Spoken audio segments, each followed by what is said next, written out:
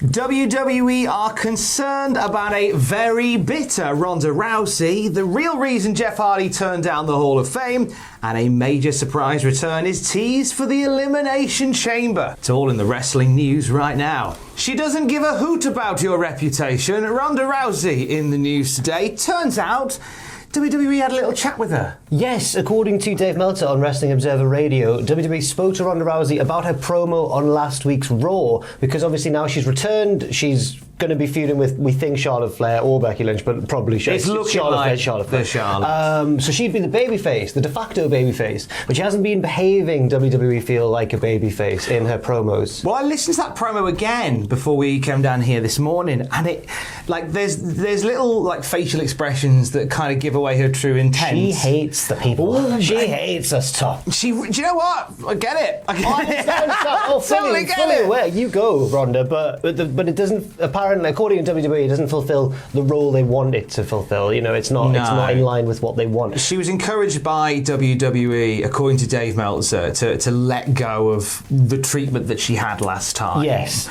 Because that bitterness was coming through. Apparently so, yeah. Meltzer said, I believe the WWE management were talking to her about Monday, the promo on Monday. She acknowledged the fans. She was very, very bitter coming back, and I think that was not a good attitude to have, especially since she's being portrayed as a babyface. I know people who talk to her about certain things, and it was explained that you have to let that go, as you said, the fans turning on her, because if you're going to be bitter about that, you're not going to be a very good babyface. Apparently her work on SmackDown last week was much more in line with what they were after.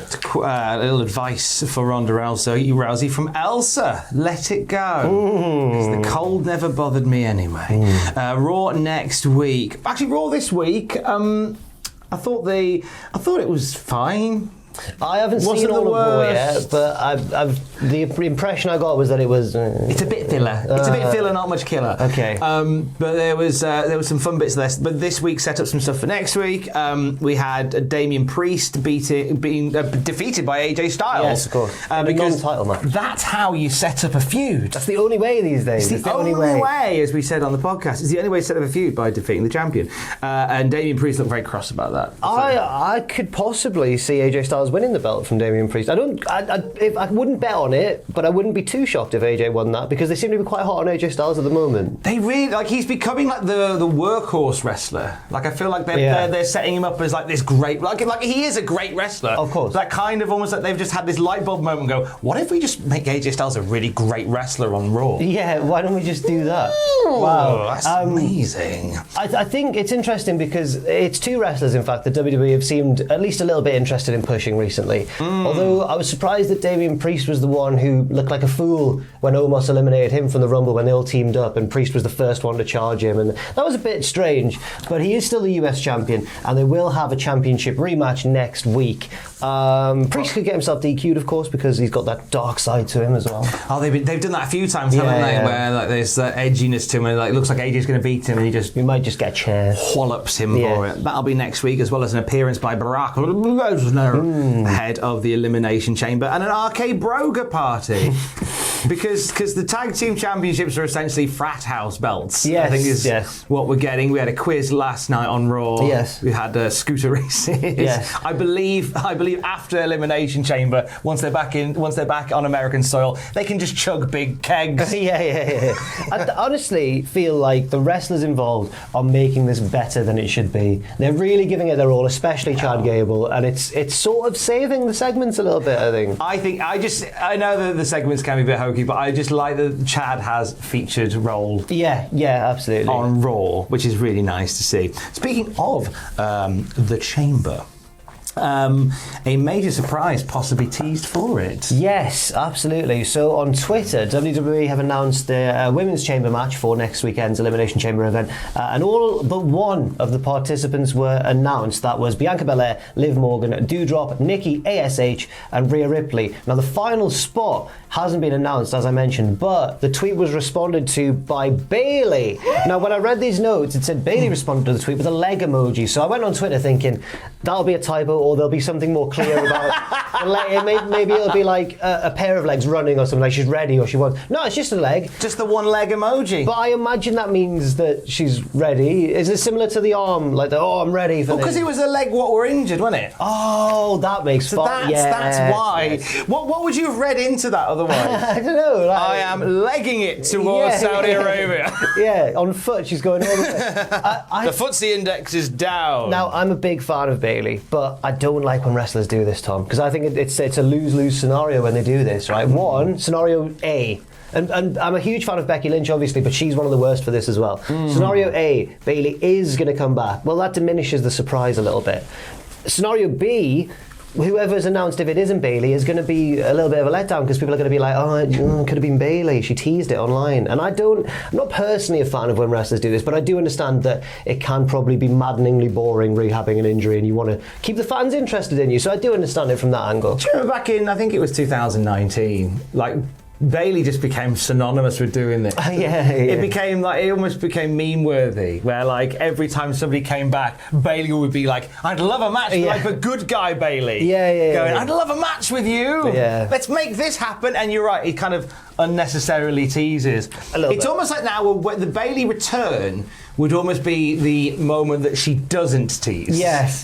So if there's like a multi-person match with like a mystery participant in it, that will probably be the one where you go, this will be where she comes back. Possibly. We'll have to wait. This will be where we see her again. She could be at the Elimination Chamber. We'll have to wait and see. She might very well be at the Elimination Chamber. We'll end on a little bit of this. We've still got a little bit of time remaining, so I'm going to chuck this one in there. Congratulations. That one is there, isn't it? Oh, okay, sorry. Or it's not. It's not. No. I know. You are right. Just a bit of admin. We didn't get to that bit. Yeah. My apologies. That's okay. Thank you for doing that. That's Leave all right. that in if you want, or find a nice edit point. I'll leave that with you and your gods to decide. So Jeff Hardy has famously said no to the Hall of Fame. Yes. And we thought it might just be because obviously WWE just sacked him for not having drugs in his system. Yeah, after the erratic behaviour at the house show, but then it was proven that his test came back negative. So yeah, so he's all well and good. But Matt went onto Twitch to give us a little bit of an indicator as to why, and he gave some details about a conversation that Jeff had with the WWE about a Hall of Fame induction, and the offer that came obviously after the drug test. And he said, Matt said, quote, Jeff asked, "So you want to induct me into the Hall of Fame?" WWE said, and then he said, let me ask you, I know you guys have spoken with AEW, is this going to be a Hardy Boys induction? Is this myself and my brother Matt? And they go, oh, no, we can't get Matt. He's under contract at AEW. You know, it would just be you. And Jeff said, well, that's a hard no. He definitely stood up for the team of the Hardy Boys. Delete. So, according to Matt Hardy on Twitch, Jeff turned it down because it wasn't going to be both of them. That's, I respect that. And I think the excuse of, he's under contract with AEW, so he can't. Didn't Chris Jericho just rock up on the Broken Skull sessions? And I believe Billy Gunn got inducted with DX wasn't he part of it? Because Triple H made that little shot at AEW when they were being inducted. And Billy Gunn was like, stop it, I love bums. Ass boys, etc. Yeah. But that's, so they can do it. Yeah, of course they can. But now maybe AEW's grown in stature since then, and now they're a bit more wary. It makes it feel a little bit like it was not an empty promise, because they would have fulfilled on it, but it was a bit of a rushed make good when they realised, actually, we've just let this guy go, and he and for a drug test that he didn't fail. Do you want to be in the Hall of Fame? Yeah, or that he didn't. Yeah, I know what you mean. That possibly will be what happened, but we don't know. We'll see him Wednesday or not. No, he probably won't. Or will we? I know he's got a 90-day no compete, so we won't see him on Wednesday. Or will we? Although, I think we have another news video later today. We might discuss the big surprise on AEW this week and the possible identity of it. It might be this bit and this notes here. So look out for that. Or will you? More news later, and that piece of paper there. Stay safe. I love you. Bye.